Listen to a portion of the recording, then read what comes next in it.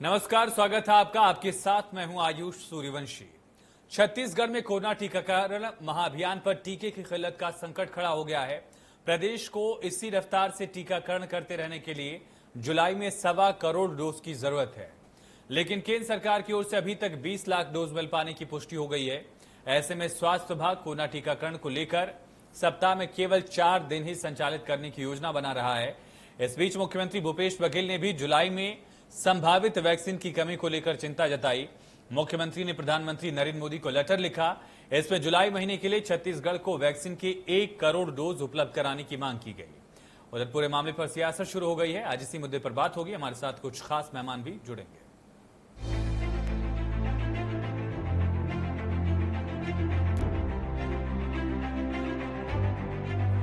तो छत्तीसगढ़ में टीके पर तकरार जारी है। मुख्यमंत्री भूपेश बघेल की ओर से पीएम मोदी को लेटर लिखे जाने पर विपक्ष राज्य सरकार पर हमलावर है। बीजेपी का कहना है कि मुख्यमंत्री का प्रधानमंत्री को लेटर लिखना कोई नई बात नहीं है। वो छोटी छोटी बातों पर भी प्रधानमंत्री को लेटर लिख देते हैं। लेकिन उससे पहले कांग्रेस बीजेपी नेताओं की प्रतिक्रिया क्या है, ये सुनिए।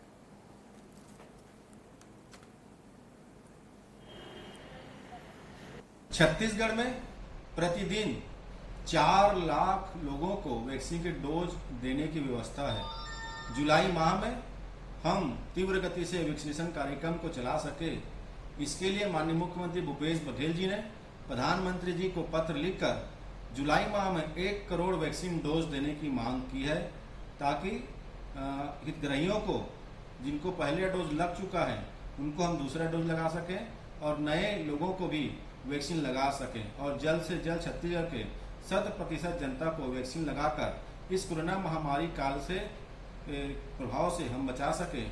क्योंकि तीसरी जो लहर आने की बात लगातार वैज्ञानिकों के द्वारा और एक्सपर्टों के द्वारा की जा रही है, इससे लड़ाई में हमको सफलता मिलेगी। 100% वैक्सीन लगना ही महामारी के खिलाफ जंग जीतने में हम कामयाबी प्राप्त कर पाएंगे। केंद्र ने एक योजना बना रखी।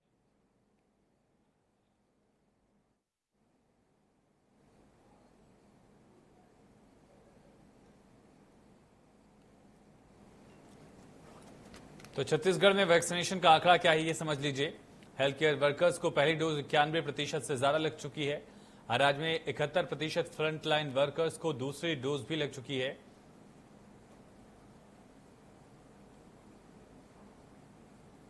राज्य में 45 वर्ष से अधिक के आयु के 80% नागरिकों को प्रथम डोज लग चुकी है। 18 से 44 वर्ष के 16% नागरिकों को टीके की पहली डोज लग चुकी है। प्रतिदिन 3 लाख से ज्यादा डोज लगाए जा रहे हैं, टीके लगाए जा रहे हैं छत्तीसगढ़ में। और यही वजह है टीके को लेकर राज्य सरकार और केंद्र के बीच तकरार का ये माहौल एक बार फिर से बन गया है। एवं व्यवस्था में सुधार हेतु ये लेटर मुख्यमंत्री भूपेश बघेल ने प्रधानमंत्री को लिखा। तमाम मुद्दों को लेकर लगातार खींचतान प्रदेश सरकार और केंद्र सरकार के बीच बनी रहती है। अब एक बार फिर से खींचतान की स्थिति है, लेकिन इस बार मसला कोविड-19 वैक्सीन से जुड़ा हुआ है। इसके पहले भी हालांकि कोविड वैक्सीन की सप्लाई को लेकर लगातार राज्य सरकार और केंद्र के बीच खींचतान की स्थिति दिखी है। अब एक बार फिर से ऐसी स्थिति हुई। मुख्यमंत्री भूपेश बघेल की मांग है कि जुलाई में 1 करोड़ डोज दिए जाएं, ताकि छत्तीसगढ़ जिस दर से महा वैक्सीनेशन अभियान के तहत लगातार वैक्सीनेट कर रहा है जनता को, उसी दर से आगे भी वैक्सीनेट किया जा सके, ये मांग की गई है। हालांकि बीजेपी का कहना है कि हर छोटी छोटी बात को लेकर मुख्यमंत्री लेटर लिख देते हैं, जबकि राज्यों का कोटा निर्धारित है।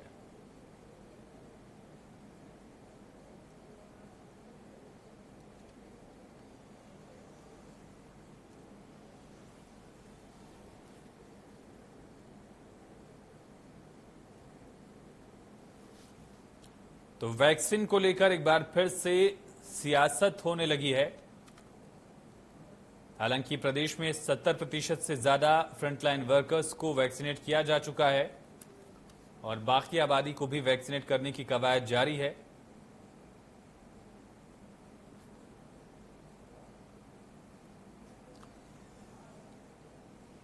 सरकार का दावा है कि लगातार रोजाना 3 लाख से ज्यादा लोगों को वैक्सीनेट किया जा रहा है।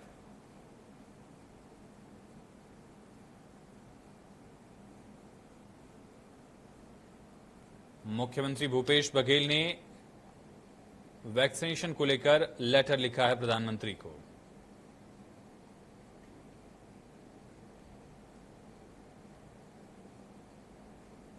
तो वैक्सीन को लेकर लगातार सियासत जारी है। कोरोना की पर्याप्त वैक्सीन डोज उपलब्ध करवाने की मांग मुख्यमंत्री भूपेश बघेल ने की है।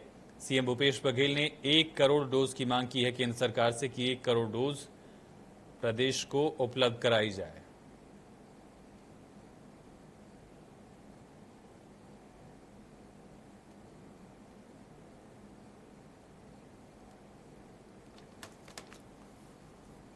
कोरोना की पर्याप्त वैक्सीन उपलब्ध कराने की मांग मुख्यमंत्री भूपेश बघेल ने प्रधानमंत्री से की। हालांकि इसको लेकर अब आरोप प्रत्यारोप का सिलसिला भी शुरू हो गया। सीएम भूपेश बघेल ने पीएम मोदी को वैक्सीन के सिलसिले में लेटर लिखा और जुलाई में कोविड वैक्सीन की 1 करोड़ डोज उपलब्ध कराने की मांग की, लेकिन इसको लेकर अब सियासत हो रही है। हालांकि सरकार ने साफ किया कि प्रदेश में सिर्फ 3 दिन का ही स्टॉक बचा हुआ वैक्सीन का। छत्तीसगढ़ को जरूरत के मुताबिक वैक्सीन डोज नहीं मिलने को लेकर शिकायती भरा लहजा भी मुख्यमंत्री का इस लेटर में दिखा है। और छत्तीसगढ़ जनसंपर्क विभाग भी साफ कर चुका है कि छत्तीसगढ़ में वैक्सीनेशन ड्राइव लगातार चलाने के लिए कम से कम 1 करोड़ वैक्सीन डोज की जरूरत है। और इसी सिलसिले में मुख्यमंत्री भूपेश बघेल ने प्रधानमंत्री को लेटर लिखा कि जल्द से जल्द ये डोज उपलब्ध कराई जाए। भूपेश बघेल ने पीएम मोदी को लिखे लेटर में छत्तीसगढ़ में वैक्सीन की कमी की बात का भी जिक्र किया कि छत्तीसगढ़ में कोविड वैक्सीन की सिर्फ 3 दिनों के लिए डोजेस बाकी हैं। सिर्फ 9,98,000 से ज्यादा डोज बची हुई हैं। इससे सिर्फ 3 दिन ही वैक्सीनेशन चल सकता है, ये कहा गया है। मुख्यमंत्री भूपेश बघेल ने प्रधानमंत्री से अपील की है कि छत्तीसगढ़ को टीका उपलब्ध कराया जाए, ये मांग की गई है।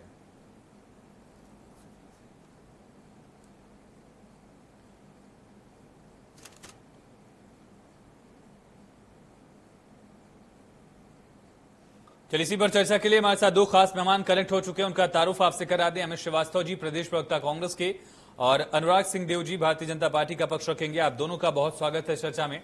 अनुराग जी, जो बड़ा सवाल है, बीजेपी ने कहा कि ये लेटर जो लिखा गया, छोटी छोटी बातों के लिए लेटर लिख दिया जाता है, लेकिन वैक्सीनेशन इस कोरोना काल में जब फंगल इन्फेक्शन के केसेस आ रहे हैं, 3rd वेव की बात कही जा रही है, डेल्टा प्लस जैसे वेरिएंट है जिनमें स्पाइक प्रोटीन जो है वो बहुत ज्यादा स्ट्रांग बताया जा रहा है, तो ऐसे में छोटी बात कैसे होगी प्रदेश के लिए वैक्सीन मांगने की अगर बात है?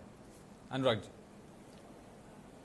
आयुष जी, बीजेपी और केंद्र की सरकार और जितनी सेंट्रल एजेंसीज हैं, ये तो पहले दिन से ही बोल रही थी कि जो वैक्सीनेशन है ये जीवन रक्षक है और इसकी आवश्यकता सभी को है, और इस पर सभी सरकारों को गंभीरता से कदम उठाकर इसको इम्प्लीमेंट करना चाहिए।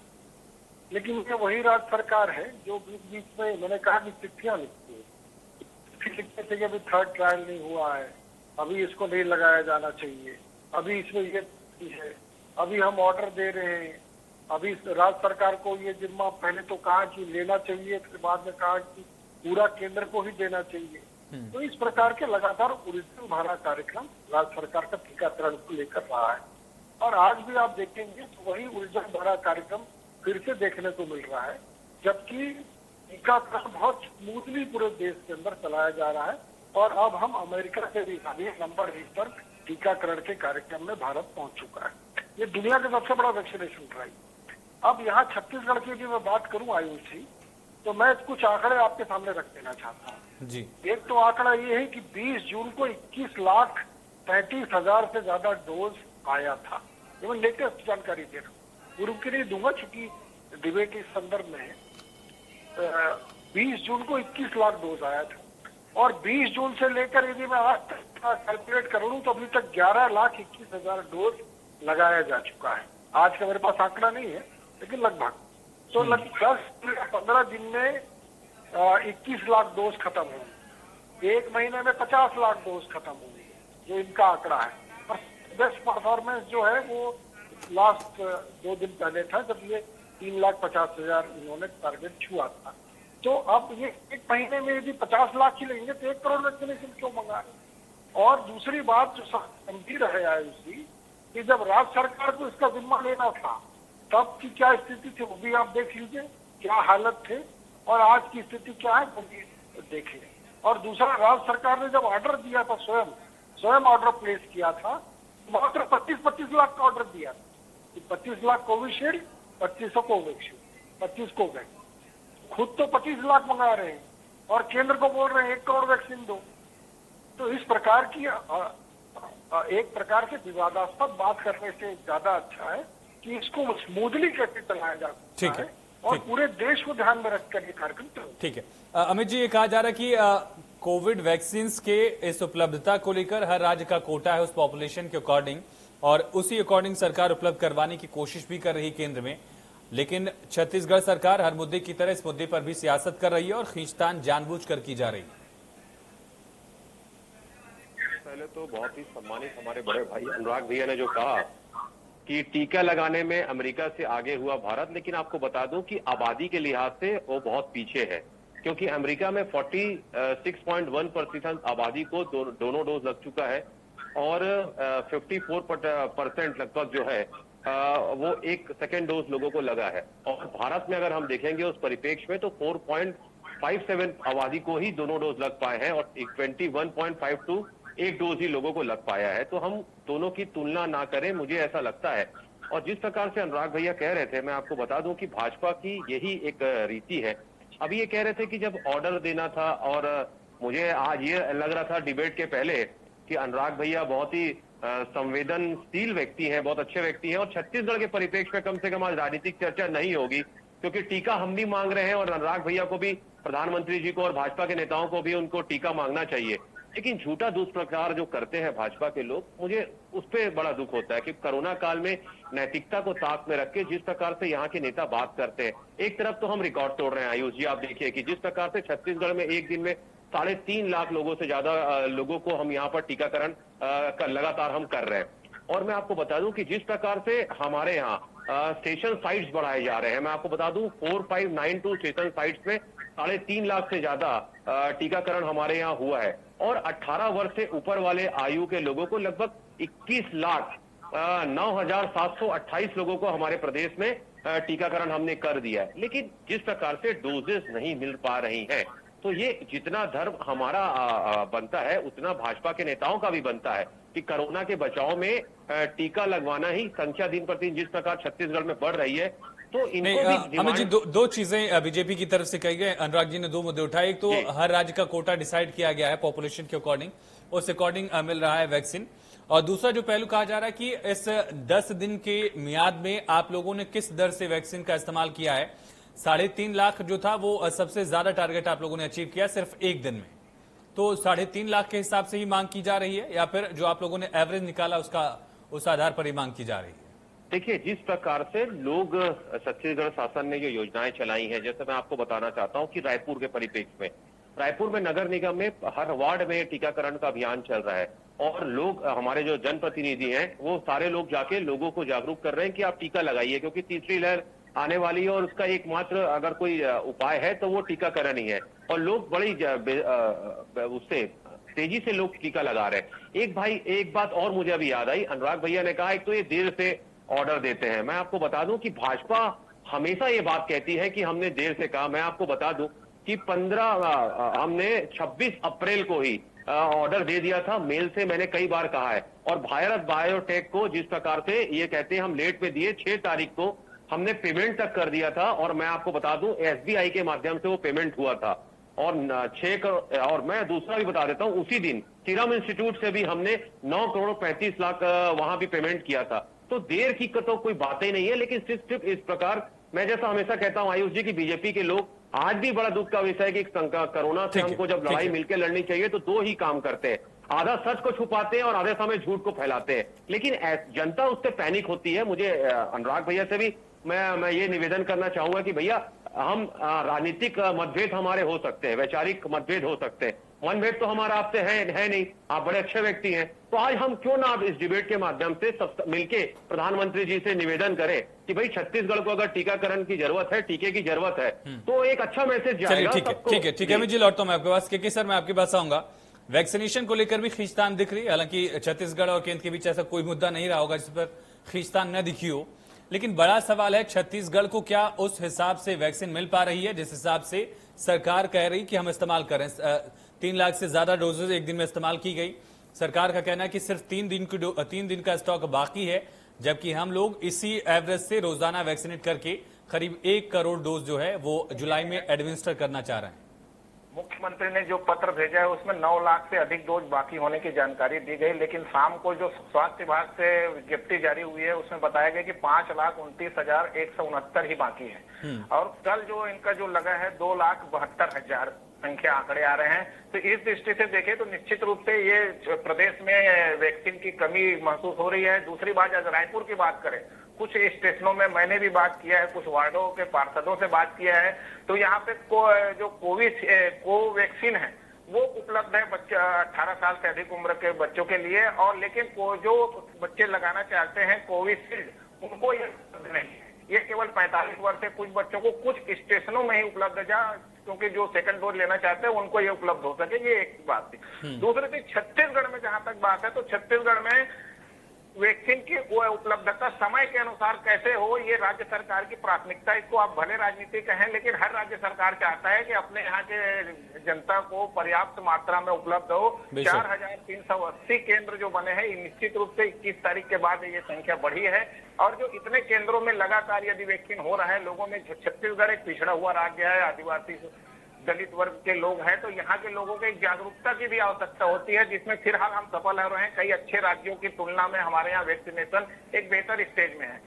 कई मतलब जो कहते हैं कि जहाँ शिक्षा का स्तर अधिक है उससे बेहतर छत्तीसगढ़ की स्थिति है। लेकिन जहाँ तक राष्ट्रीय स्तर की बात है तो राष्ट्रीय स्तर पे जो उपलब्धता है, जो वैक्सीन निर्माता कंपनियां हैं वे कितना उपलब्ध बना पा रही हैं, लगातार बात आ रही है। दिसंबर तक देश भर में वैक्सीनेशन का काम कंप्लीट करना है, उसके लिए आपको 200 करोड़ खुराक की आवश्यकता है। तो आपकी तैयारी कितनी है? अभी 3 कंपनियों से आ रही है, आपको 2-3 और कंपनियों के से आपकी बात चल रही है। तो ये प्रोसेस जो है, जो उपलब्धता यदि मांग के अनुसार यदि उपलब्धता आप बढ़ा पाएंगे तो निश्चित रूप से ये राज्य के लिए बेहतर होगा। लोगों में जो थर्ड फेज के को लेकर के, कोरोना के थर्ड फेज को लेकर के एक डर का वातावरण बना हुआ है। इसके साथ ही जो आंख में इन्फेक्शन की बात आ रही है, प्लेग फंगस को लेकर के विभिन्न प्रकार के, इसको एक भय का वातावरण बना हुआ है। ऐसी स्थिति में वैक्सीन के प्रति लोगों में जागरूकता दिख रही है और पर्याप्त उपलब्ध कराने के लिए एक मात्रा तो हो। किसी दिन ऐसा ना हो कि आज वैक्सीनेशन नहीं हो पाया, केंद्र सरकार से वैक्सीन नहीं मिला,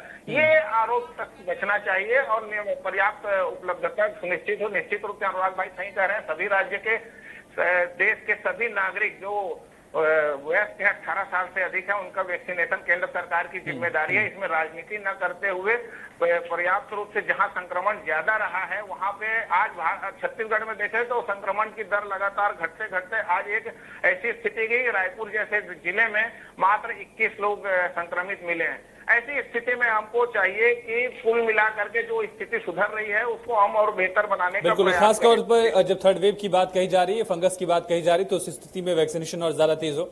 लेकिन अनुराग जी, जब मध्य प्रदेश जैसे राज्य एक दिन में 17 लाख लोगों को वैक्सीनेट कर लेते हैं, ये रिकॉर्ड कायम कर लेते हैं, इंदौर अकेले अगर लाखों में लोगों को वैक्सीनेट करता है, एक अकेला शहर, तो इसका मतलब ये भी है कि वहां के लोग उत्सुक है और वहां पर वैक्सीन भी उपलब्ध है। इस वजह से टारगेट अचीव किया जा रहा है।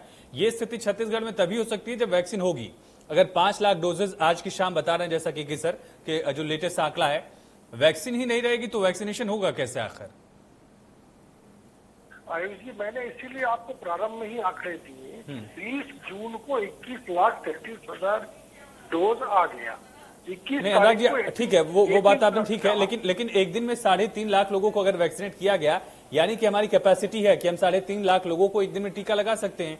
राज्य सरकार इसी आधार पर मांग कर रही है। आयुष जी, मैं वही पे आ रहा हूँ। हाँ। मेरा ये कहना है कि 21 तारीख को जब विश्व योग दिवस था और उस दिन पूरे देश भर के अंदर 18+ का टीकाकरण का अभियान चलाया गया था, तो 20 लाख डोज तो उस दिन मौजूद थे स्टेट गवर्नमेंट के पास, टारगेट अचीव कर सकती है।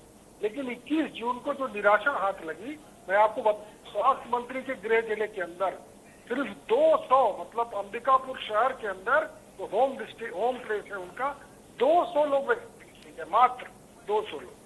तो ये क्या सिद्ध करता है? ये इनकी लापरवाही सिद्ध करता है। दूसरा आयुष जी की ये स्टेट जो है ये 23वें रैंक पर है आज वैक्सीनेशन में। बर्बाद करने वाले, वैक्सीनेशन बर्बाद करने वाले स्टेट्स में ये दूसरे नंबर पर है देश के अंदर। तो इन्होंने जिस प्रकार की लापरवाही रखी है, अभी आप देखिए किस प्रकार की लड़ाई चल रही सर्टिफिकेट को लेकर। एक सर्टिफिकेट खुद प्रिंट कराया। अरे जब कोविन ऐप में ये वैक्सीनेशन चलाया जा रहा है, भारत सरकार दे रही है, तो आप उस सर्टिफिकेट संतुष्ट नहीं है, आपने नया प्रिंट करा लिया। अब नया प्रिंट कराने के बाद डीएमओ ने नहीं अनुराग जी, वैसे तो नहीं अनुराग जी, वैसे तो किसी की फोटो नहीं लगनी चाहिए थी। जनता की टैक्स का पैसा है, उसमें किसी की फोटो नहीं होनी चाहिए, चाहे वो किसी भी नेता की बात हो। लेकिन मेरे पास वक्त कम, इसलिए जल्दी संक्षेप में जरा बात पूरी करें। हाँ मुख्यमंत्री हूँ। हाँ, तो ये तो लापरवाही की स्थिति है। टीकाकरण अभियान को कांग्रेस की सरकार ने गंभीर बना दिया है और उसके कारण से कांग्रेस की राजनीतिक जो दिख रही है इसमें, वो लेटर भी इसलिए लिखे जा रहे हैं कि राजनीति हम कर सके और एक राजनीतिकरण का वातावरण। अमित जी, राजनीति की वजह से ऐसी कोशिशें आप लोगों की तरफ से की जा रही हैं, और यही राजनीति थी क्या जिसके जरिए मार्च महीने में कोवैक्सीन की डोज को लगाने से मना कर दिया गया था? उससे कहा गया था कि हम स्टॉक करेंगे जब तक इसके थर्ड फेज के ट्रायल के डेटा नहीं आ जाते हैं। हालांकि थर्ड फेज ट्रायल का डेटा तो अब आया है, लेकिन वैक्सीन के लिए इजाजत कम से कम 15 दिन के लिए रोक दी गई थी। क्या सियासत की वजह से ऐसी कोशिश की जा रही है? अमित जी, सबसे पहले तो मैं अनुराग भैया के उस प्रश्न का उत्तर दे दूं कि वैक्सीन बहुत ज्यादा खराब हुई है। इसको बाबा साहब ने भी कहा है, सरकार ने भी कहा है। सच्चाई ये है कि प्रदेश में मैं आपको बता दूं, भारत सरकार की 0.81% वैक्सीन जो इन्होंने कहा है खराब होने का, और राज्य सरकार की खरीदी गई ओनली 0.63% ही खराब हुई है। तो ये जो केंद्र की बैठी हुई मोदी सरकार है, ये ऊंची राजनीति लगातार कर रही है, जिस प्रकार हम कह रहे हैं। और उन्होंने एक जो क्राइटेरिया फिक्स किया है, उसमें 1%, 2% तक वैक्सीन को ये माना गया है कि वो खराब हो सकती है, और हमारे यहाँ तो 1% से भी कम बर्बाद हुई है। तो और गैर भाजपाई जो राज्य है आयुष जी, उसको कहीं ना कहीं ये बदनाम करने की कोशिश कर रहे हैं। और जो इस प्रकार कह रहे थे टीकाकरण, मैं आपको बता दूं अनुराग भैया कि टीकाकरण अभियान में हमारा प्रदर्शन बहुत ही अच्छा रहा है, और आपकी केंद्र की बैठी हुई एजेंसी हमें हेल्थ केयर वर्कर्स पे दूसरा स्थान टीकाकरण के मामले में, और देश में हमें दूसरा स्थान मिला है। फ्रंट लाइन वर्कर्स के मामले में सर्वश्रेष्ठ राज्यों में हम प्रथम है, और 45 प्लस के राज्यों में अगर आप देखेंगे, बड़े राज्यों में तो छत्तीसगढ़ का स्थान दूसरा है। तो कम से कम आप जिम्मेदार व्यक्ति हैं, और मुझे ऐसा लगता है कि इस मैटर पे जो भाजपा के लोग हैं, कम से कम पूरी स्थिति को पढ़ के आना चाहिए और जनता को दिग्भ्रमित नहीं करना चाहिए, और कम से कम तथ्यहीन बातें नहीं करना चाहिए। ये मैं आपसे निवेदन करना चाहता हूं। चलिए ठीक है अनुराग जी, वक्त खत्म हो गया, माफी चाहूंगा आपसे मैं। अमित जी, बहुत शुक्रिया आपका चर्चा में जुड़ने के लिए। अनुराग जी, आपका बहुत शुक्रिया चर्चा में जुड़ने के लिए। केके सर, आपका बहुत शुक्रिया। वैक्सीनेशन को लेकर भी टकराव की स्थिति है, और अक्सर छत्तीसगढ़ और केंद्र के बीच कई मुद्दों को टकराव की स्थिति का कारण बनते हुए देखा गया है। लेकिन बड़ा सवाल है कि अगर छत्तीसगढ़ के पास वैक्सीन की डोजेज उपलब्ध होंगी तो जनता को वैक्सीनेट किया जा सकेगा। सरकार का दावा है कि हम एक दिन में 3.5 लाख लोगों को वैक्सीनेट कर सकते हैं, लेकिन स्टॉक हमारे पास बहुत कम बचा है। इस सिलसिले में प्रधानमंत्री को लेटर भी लिखा गया। हालांकि बीजेपी कह रही कि हर मुद्दे को लेकर इसी तरह से लेटर लिख दिया जाता है, छोटी छोटी बातों पर भी लेटर लिख देते हैं। चर्चा में इतना ही, खबरें लगातार जारी बने।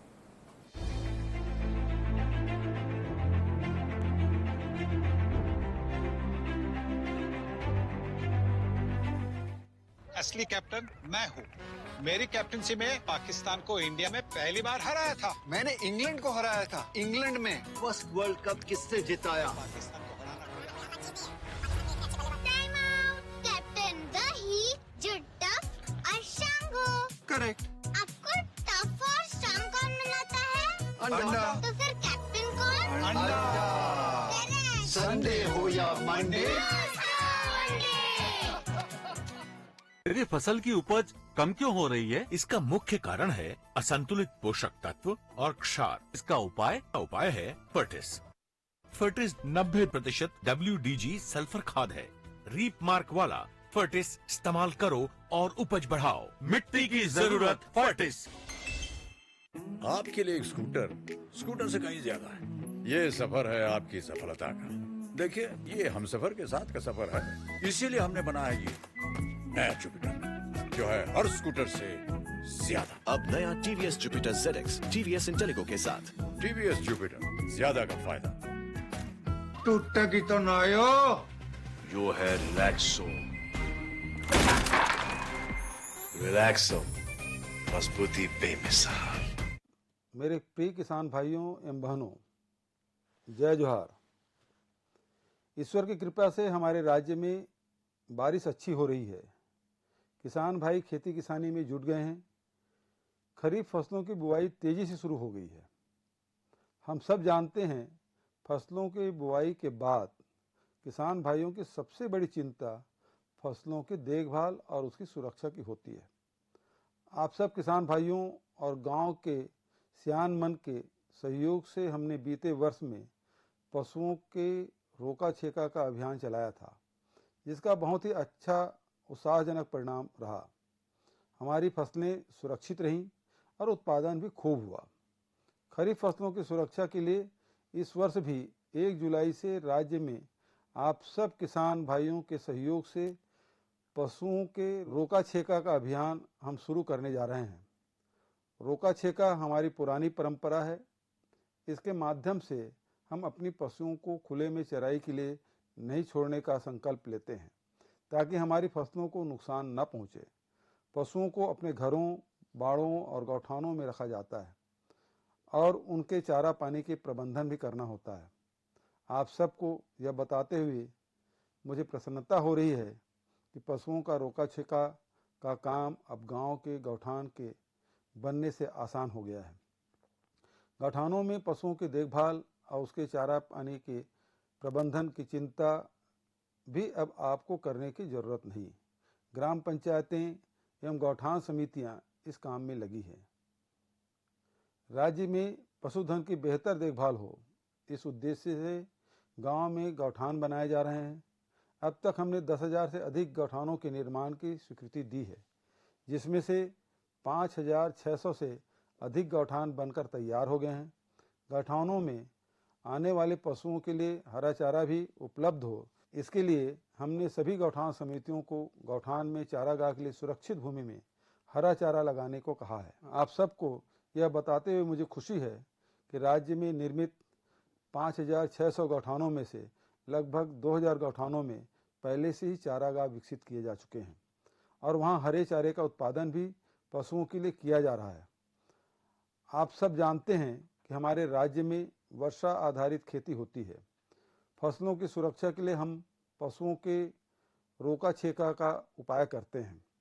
वैसे तो आप सब जानते हैं, फिर भी मैं आप सबको यह याद दिलाना चाहता हूं कि बरसात के दिनों में ही पशुओं में गलघोटू और एकटंगिया की बीमारी होती है। पशुओं को इन दोनों बीमारियों से बचाने के लिए उनकी देखभाल इस मौसम में ज़्यादा जरूरी है। रोका छेका का अभियान भी इसमें मददगार होगा। गलघोटू और एकटंगिया बीमारी से बचाव के लिए पशुधन विभाग द्वारा पशुओं को टीका लगाया जा रहा है। आप सबसे आग्रह है कि आप अपने पशुओं को गलघोटू और एकटंगिया का टीका जरूर लगवाएं। पशुधन हमारी संपत्ति है, इसकी देखभाल करें, खुले में चरने के लिए न छोड़ें। इससे हमारी फसल और पशुधन दोनों सुरक्षित रहेंगे। जय जोहार, जय छत्तीसगढ़। टूटता की तो नायो जो है रिलैक्सो। रिलैक्सो, मजबूती बेमिसाल। फसल में जिंक की कमी हो जाए तो फसलों के साथ मुझे भी मुरझा जाए। पेश है जिंदा, पेटेंटेड माइक्रोनाइज टेक्नोलॉजी युक्त जिंक, जिसकी कम मात्रा के इस्तेमाल से भी फसल को हो भरपूर लाभ। जिंदा, जबरदस्त जिंक।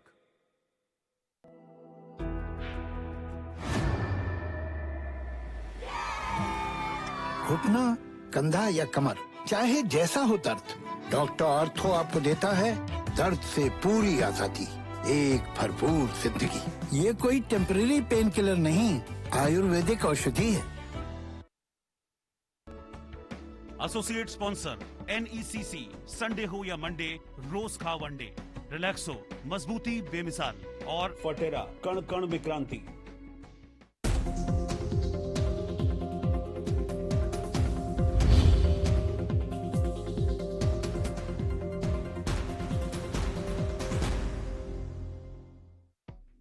खास खबर के प्रस्तुत करता है doctor ortho Ayurvedic oil and capsule, जोड़ों के दर्द की बेजोड़ दवा।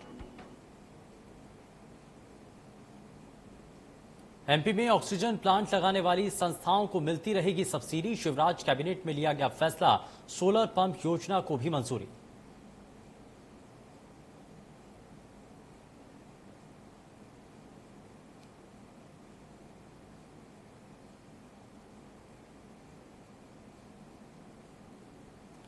कोरोना के खिलाफ जंग में एमपी के हालात बेहतर। संक्रमण के मामले में अब खिसकर 32वें नंबर पर आया मध्य प्रदेश। वैक्सीनेशन में बाजी मारते हुए बनाया 4 स्थान। प्रदेश में 18+ के 33% लोगों का हुआ टीकाकरण।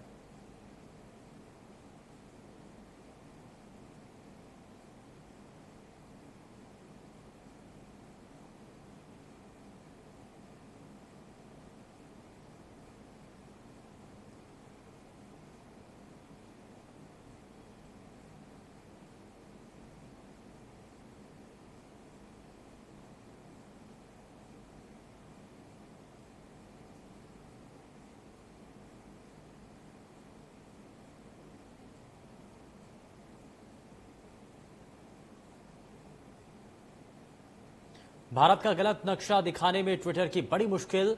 गृह मंत्री नरोत्तम मिश्रा के आदेश पर ट्विटर के एमडी के खिलाफ एमपी में एफआईआर मुश्किल में। ट्विटर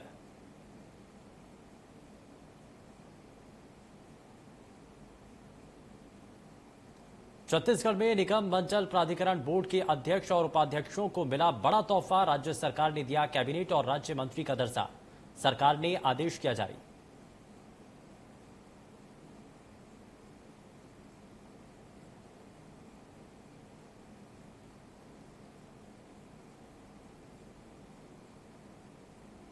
छिंदवाड़ा में आदिवासियों ने दबंगों के घर पर किया हमला। जमीन पर कब्जे से थे परेशान। प्रशासन से लगाई थी कई बार गुहार।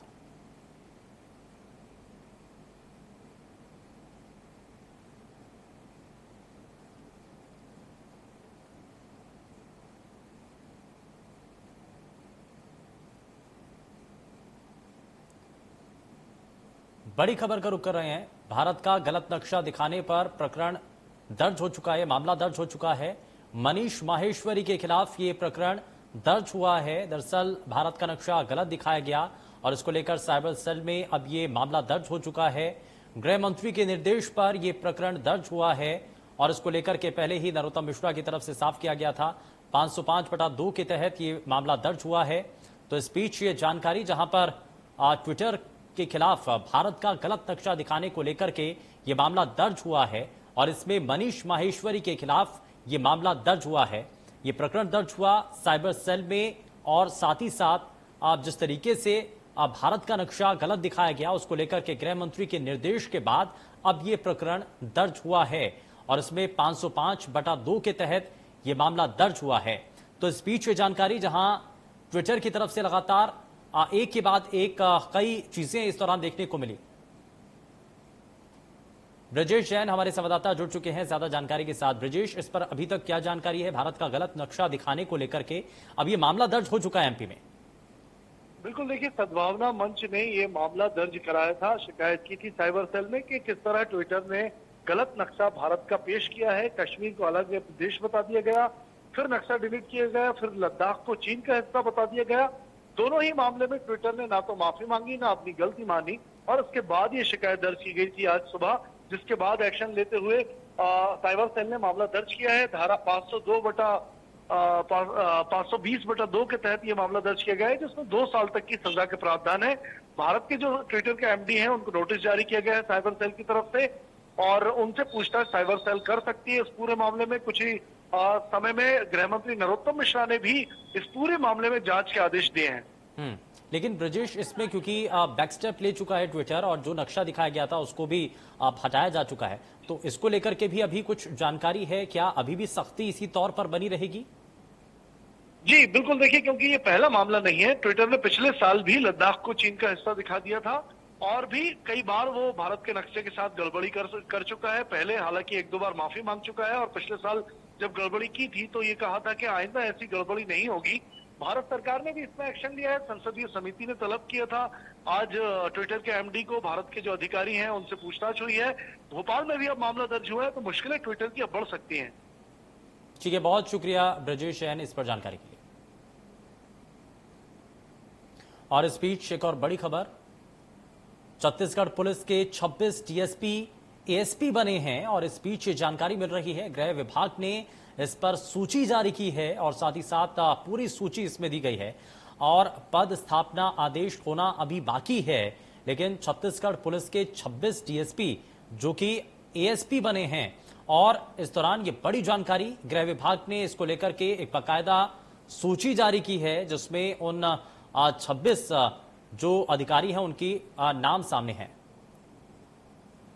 ब्यूरो चीफ ओम प्रकाश चंद्राकर हमारे साथ जुड़ चुके हैं। ओम प्रकाश जी, इस पर क्या अभी तक जानकारी है? हालांकि इसको लेकर के सूची जारी की जा चुकी है और इसमें अब पूरी तरीके से ये साफ हो चुका है कि जो 26 डीएसपी हैं वो एएसपी बन चुके हैं। जी बिल्कुल, जिस तरह से आज गृह विभाग ने आदेश जारी कर ये सूची उपलब्ध कराई है, उसके तहत जो 26 डीएसपी जो है, जो डिप्टी पुलिस अधिकारी है, वो एडिशनल एसपी के रंग पर पदोन्नत हुए। हालांकि अभी ये सूची जारी हुई है, उनको पदोन्नत नहीं किया गया है, तो आगे चल के इनको अलग अलग जगहों पर पदोन्नत करने की तैयारी की जा रही है। जी ठीक है, बहुत शुक्रिया ओम प्रकाश चंद्राकर जी इस पर जानकारी के लिए। तो गृह विभाग ने इसको लेकर के जो सूची है वो भी जारी की है और पद स्थापना आदेश आना अभी बाकी है, लेकिन इसको लेकर के ये बड़ी जानकारी इस बीच सामने आ रही है, जहां पर छत्तीसगढ़ पुलिस के जो 26 डीएसपी हैं वो एएसपी बने हैं और साथ ही साथ इसको लेकर के बाकायदा एक सूची गृह विभाग के द्वारा इसमें जारी की जा चुकी है। हालांकि इसमें एक और बात जो सामने आ रही है, इसमें पद स्थापना अभी होना बाकी है, लेकिन आप उसके इतर यहां गृह विभाग की तरफ से इसकी जो पूरी सूची है और 26 अधिकारियों के जो नाम हैं वो भी पूरी लिस्ट के तौर पर सामने आ चुके हैं।